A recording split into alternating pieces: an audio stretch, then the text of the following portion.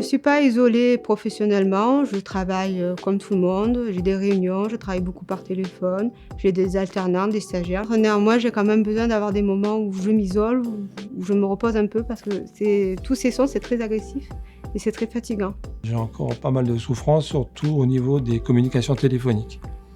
C'est-à-dire qu'aujourd'hui, même avec le haut-parleur et mes appareils, il y a des choses que j'ai un peu de mal à comprendre et je fais répéter des fois, une fois, deux fois, trois fois. Et l'exemple vraiment concret que j'ai eu la semaine dernière avec mon collègue de bureau qui m'a dit « Non, rappel, c'est pas ça qu'il t'a dit ». Vu que c'est un handicap invisible, effectivement, on a l'impression que je vis la même chose que mes collègues, mais en réalité, mes déplacements sont vraiment compliqués, ce qui fait que j'ai eu des adaptations de mon poste de travail pour pouvoir pallier au mieux à ces difficultés. Malgré l'appareillage, c'est vrai que dans certaines situations, quand il y a des apartés dans les rayons, c'est vrai que je n'entends pas forcément ce qu'on me dit. Donc ça conduit à des stratégies de placement dans les salles de réunion du bon côté. Tout a été fait pour que j'ai le moins de difficultés possible.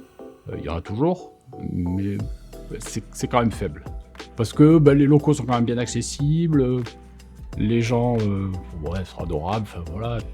Après, ce qui est le plus difficile, c'est de vivre la vie d'entreprise comme tout salarié, pouvoir facilement faire les repas de service, aller où veut. C'est très compliqué parce que c'est des environnements sonores très bruyants, beaucoup de monde, beaucoup de crainte de ma part de ne pas entendre, de ne pas comprendre. Mon quotidien est assez difficile certains jours et mes collègues commencent à le comprendre.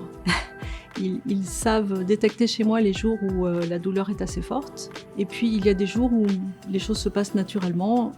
Je n'ai pas vraiment l'impression d'être plus handicapée qu'un autre de mon équipe. Ce handicap n'est pas un frein à ma carrière. C'est juste une difficulté.